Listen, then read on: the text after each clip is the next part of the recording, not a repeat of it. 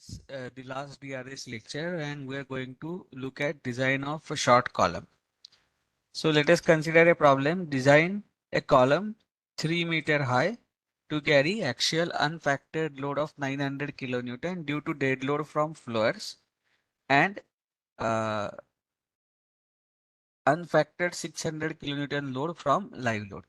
Let us consider that this dead load is not only from floors, but it also includes the self weight of column as well.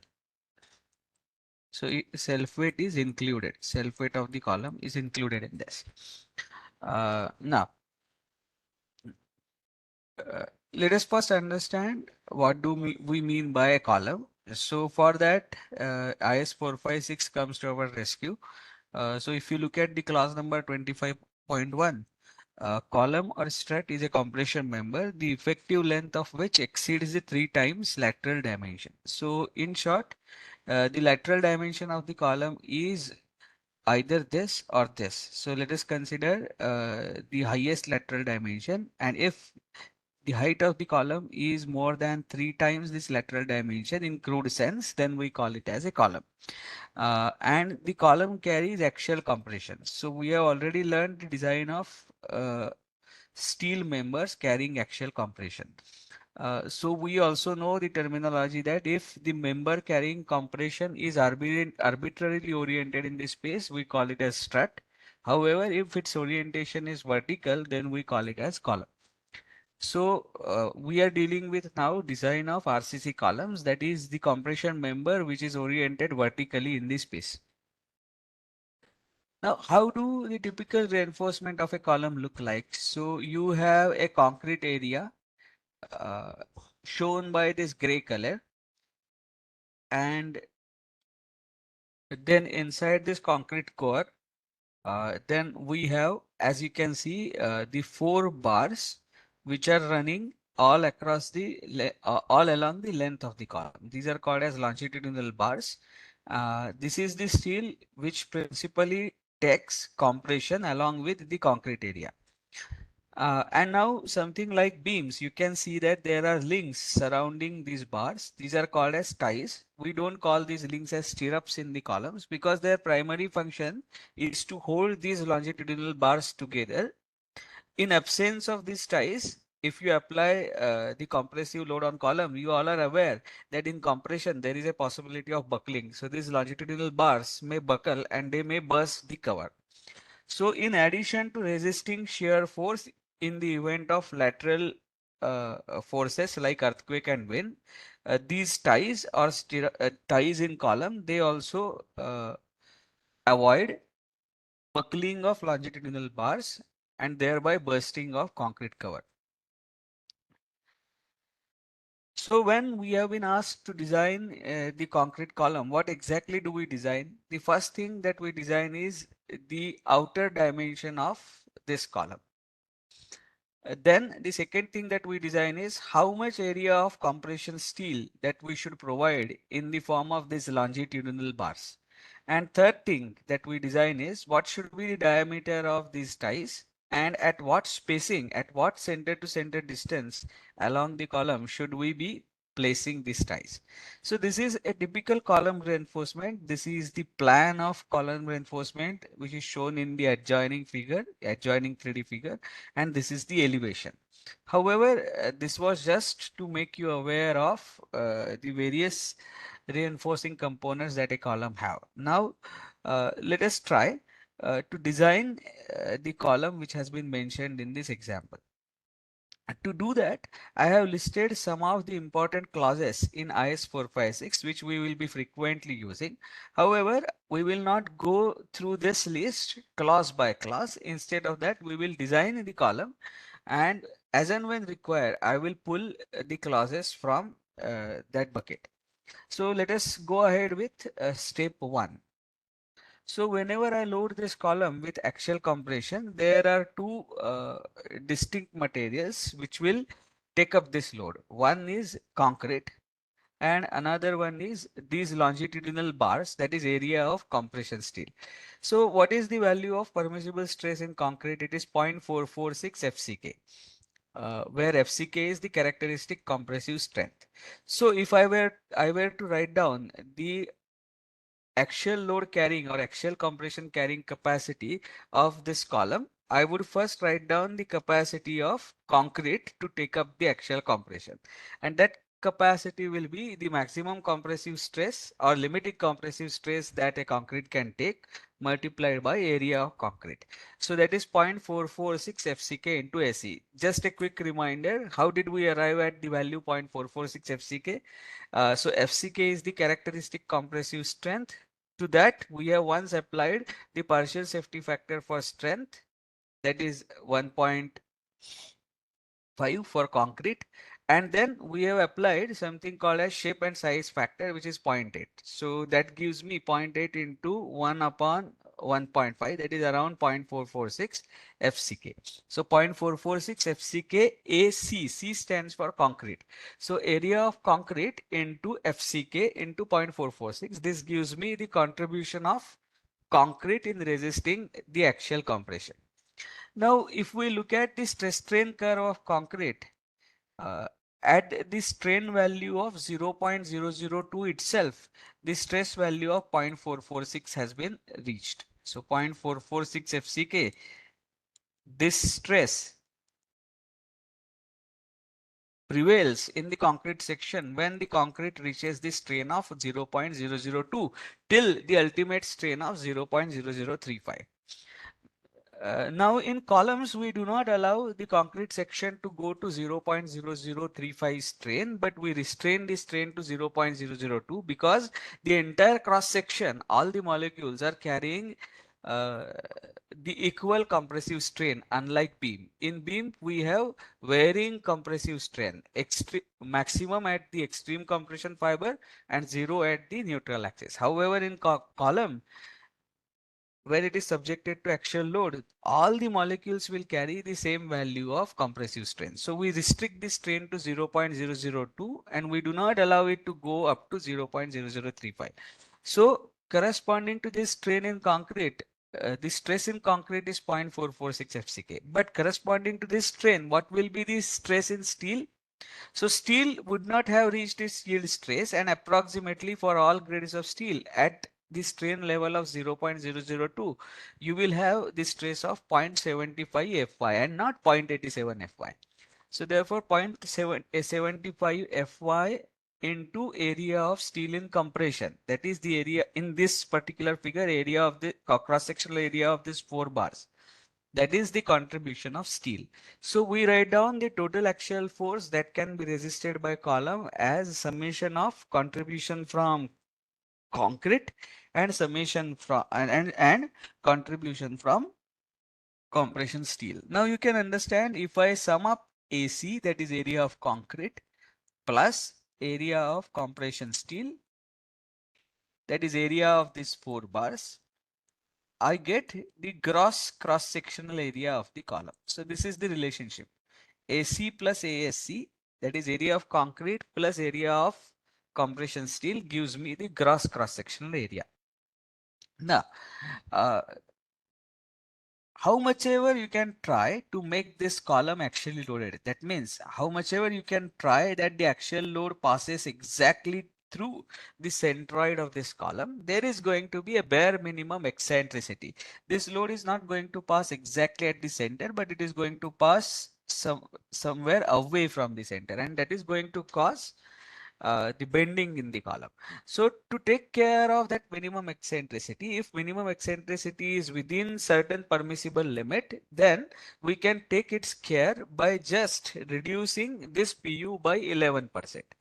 So we assume that the eccentricity that is prevalent, minimum eccentricity that is prevalent will be marginal or within limits, and therefore we can write down this PU as the value of PU 11% less than this above value. So if you find out how much 11% less than 0.446 FCK is, it is 0.4 FCK, and 11% less than 0.75 FY is 0.67 FY. So as a thumb rule, I score says if the eccentricity, minimum eccentricity is within acceptable limits. What is that acceptable limit? We will look at it little later. But if that minimum eccentricity is within limits, you can consider that to be accounted for merely by reducing this PU by 11%. Therefore, we take the expression of PU as 0.4 FCK AC plus 0.67 FY ASC, where AC is area of concrete, FCK is characteristic compressive strength of concrete, Fy is characteristic yield stress of concrete, and ASC is area of steel in compression. So now let us quickly consider M40 and Fe500 grade steel. So in the problem statement, you may not be given the grade of concrete and grade of steel. It is the choice of designer depending upon various factors which grade you are going to use. For columns, we typically do not go below M40. So M35 may be fine, but typically we go for M40. So consider M40 and Fe500 steel. Now, what is the minimum steel area that you must provide in the column? So what does IS code say? So IS code says that the cross sectional area of longitudinal reinforcement, longitudinal का मतलब होता है along the length. So longitudinal reinforcement shall not be less than 0.8% and it should not be more than 6% of the gross cross sectional area of the column. However, if you compute 6% of gross cross-sectional area, the reinforcement turns out to be huge and you may have congestion of the reinforcement in the column. So typically, as a favorable and workable solution or workable limit, IS code restricts the highest percentage of this longitudinal steel to 4% of the gross area. So what are the limits? You cannot have reinforcement in the column less than 0.8%. You cannot have reinforcement in the column greater than 4% of gross cross-section area.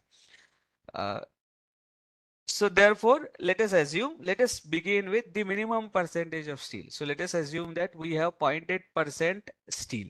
0.8% of what? 0.8% of gross area.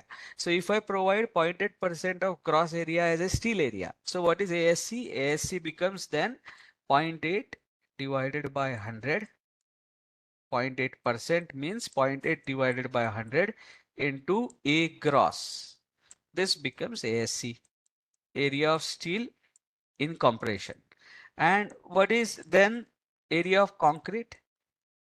The remaining area of the gross cross section must be concrete. So 100 minus 0.8. So it turns out to be 0.992. So 99.2%. 99.2 divided by 100 into A gross. This turns out to be the concrete area. So therefore, we have now PU equal to let us assume 0.8% of the steel. Now let us look at how much is the actual force that this column has to resist. So we have been given that we have unfactored load of 900 kilonewton due to dead load, including the self weight. Now, mind you, nobody is going to give you these loads readily. Nobody is going to make these loads readily available to you. You have to actually calculate the load on the column, looking at the beam and slab spans and looking at the floor plans at various elevations. However, being at diploma level, this load is directly given to you. How to calculate this load and all, you will learn in the degree course. So here to carry the unfactored axial load of 900 kilonewton.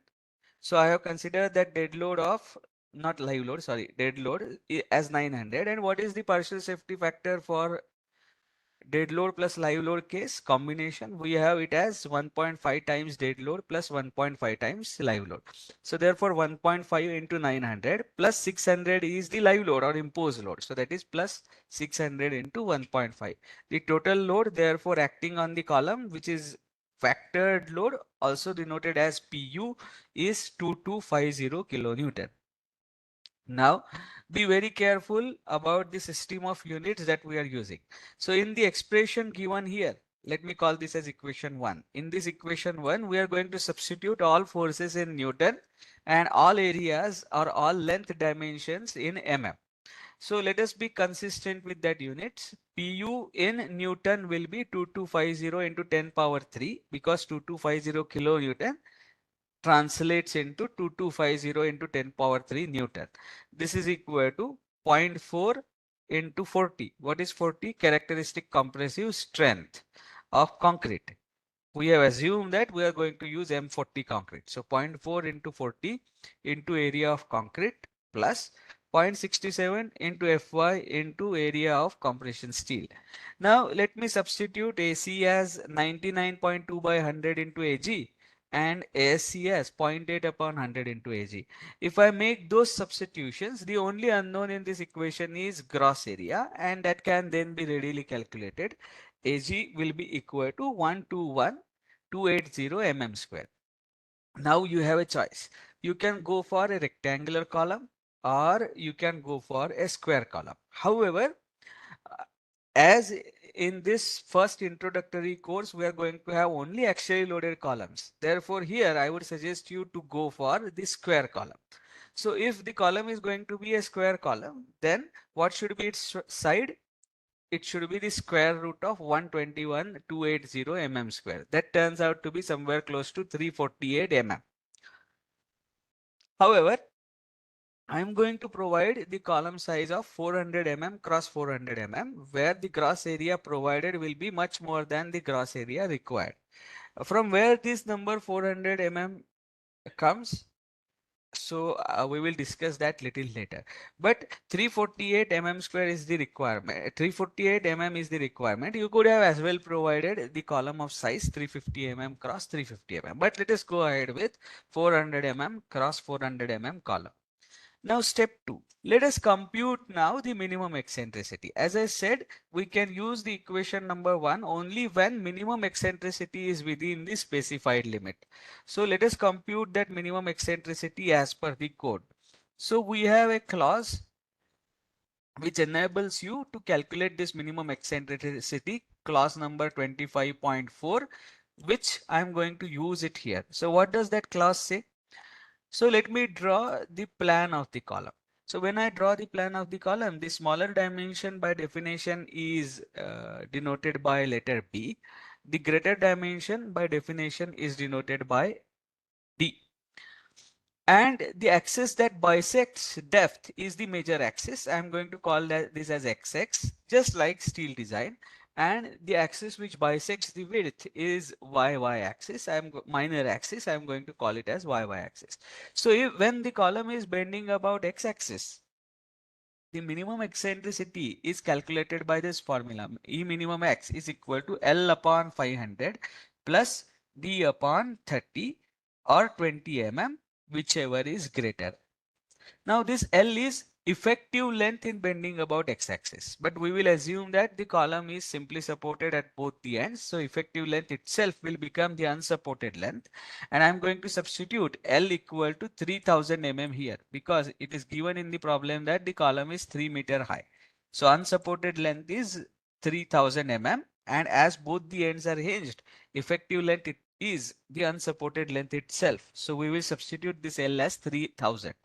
So E minimum X is given as 3000 upon 500 plus, when you are computing minimum eccentricity about X axis, you have to consider uh, capital D divided by 30. And when you are computing the eccentricity about Y axis, you have to consider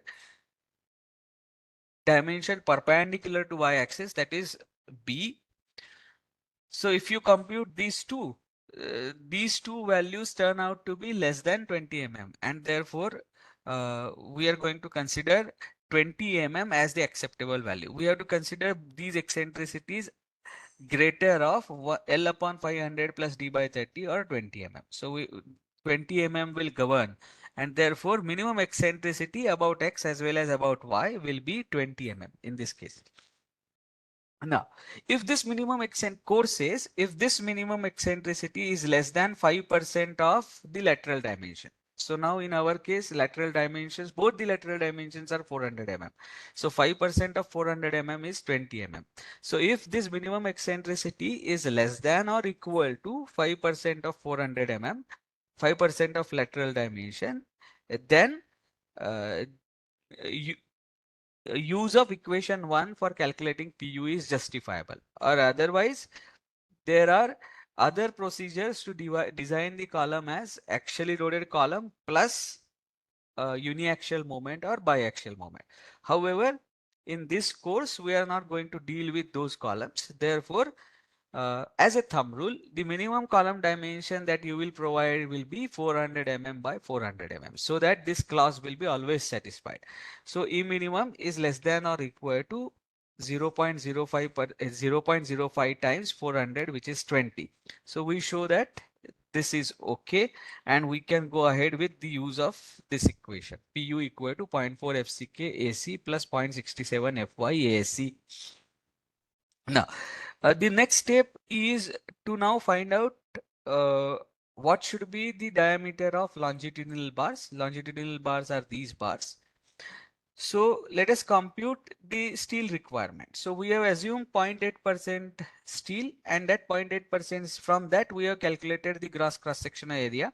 So I must provide 0.8% of steel. So 0.8 divided by 100 into 400 into 400. So which is 1280 mm square. So if I consider 16 mm bar, the area of one bar is 201 mm square. So I need 7 such bars. But in column, the code says it is mandatory that you have to provide reinforcement symmetrically distributed. So if you have to symmetrically distribute the bars, you cannot provide 7 bars of 16 mm. So either you can go for 12 mm diameter and provide higher number of bars, or you can choose to provide 8 bars of 16 mm diameter. So let me choose to provide 8 bars of 16 mm diameter. So how do these 8 bars look like? So I have marked those bars in green solid dots in this cross sectional plan of column. So you can see I have placed 4 bars at the corner and 4 bars at the mid length of the faces. So total 8 bars of 16 mm diameter. Now, let us now design the ties. So let me again go back to the reinforcement diagram here. So these are called as ties. The ones which are marked in yellow color, blue color and green color. These are ties. So in tie design, we have to decide its diameter and we have to decide its spacing. So how do we go about it? So let me take you to some of the clauses mentioned in the IS code. So pitch and diameter of the lateral ties. So let us first focus on diameter of the lateral ties. The code says the diameter of polygonal links or lateral ties shall not be 1/4 of the diameter of the largest longitudinal bar, and in no case shall be less than 16 mm. So there is a typographical error in the code. It is not 16 mm, it is 6 mm. So therefore, the code says you cannot use uh, the diameter less than 6 mm for as ties, and we also do not use 6 mm these days. So minimum diameter of ties that we use is 8 mm. So let us use 8 mm diameter ties. So I have chosen the diameter of tie as 8 mm. And what should be the spacing? So for spacing or pitch, there is a clause. The pitch of the transverse reinforcement cannot be more than the list of the following distances. The list lateral dimension of the compression member. So in our case, the column is square. So therefore, list lateral dimension is any one of the sides, that is 400 mm. 16 times the smallest diameter of the longitudinal reinforcement bar to be tied. So we are going to use the bar diameter of 16 mm as longitudinal bars. So 16 times of 16 turns out to be 256 mm, and the third distance is 300 mm. So therefore we have to provide the spacing of ties list of the following. First is 400 mm, second is 16 into 60, that is 256 mm, and third is 300 mm. The list of all these three is 256 mm, but on site naturally we cannot provide 256 mm. So you have to round it off on lower side in the multiples of 10. So let us provide the spacing of 250 mm center to center. So now I have decided that I am going to provide 8 mm diameter tie at the spacing of 250 mm. Now let us look at the reinforcement detailing. There are certain clauses in IS code which force you to do a specific detailing for column. For example, you cannot choose a bar diameter less than 12 mm. So for column, you have to use the list bar diameter as 12 mm as a longitudinal bar. Then let us compute the distance between two consecutive longitudinal center to center distance between two consecutive longitudinal bars along measured along the face of the column. So how much is that distance going to be? IS code tells you for column you cannot have clear spacing less than 40 mm. So we will provide a clear cover of 40 mm. Then I am now interested in finding out the center to center distance between these two green bars, consecutive green bars. So how do I calculate that? The total dimension is 400 mm. Two clear covers, that is 40 from this side and 40 from this side. So minus 40 into 2 minus 2 times the bar diameter of ties, that is 2 into 8, minus 3 times the bar diameter of this green bars, that is 16. So 3 times 16. This entire thing divided by 2 spacings in between divided by 2. That turns out to be 128 mm. So therefore, the center to center distance between two consecutive longitudinal bars measured along the face of the column is 120 mm. The code says this distance has to be less than 300 mm. You cannot provide two longitudinal bars spaced at distance more than 300 mm along the face of the column.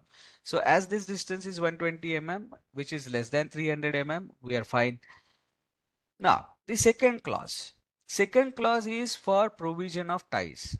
You have provided the tie all along these bars, but is it sufficient? Do you need to provide the links along the middle bars, or do you need to provide another link encompassing all these middle bars? So how do we decide that? So for that, the code says find out the distance corresponding to 48 times the bar diameter, that is 48 times 16. If the distance between two consecutive longitudinal bars, that is 128 mm, is less than this 48 times 16, then just provide a open link surrounding this middle bars. So we will provide this link like this. Now imagine if this clause would not have been satisfied. So what would we have done? So that means, let us say if this distance would 128 mm would not have been less than 48 times 68, तो हमें क्या करना पड़ता? Then in that case, we will have to provide, we will not provide only a open link like this.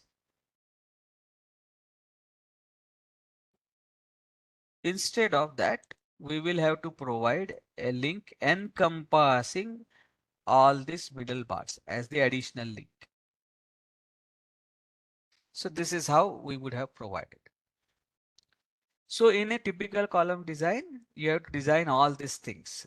The area of compression steel, then the diameter of ties, spacing of ties, and the gross dimensions of the column. So with this, let us conclude our discourses on DRS. Thank you.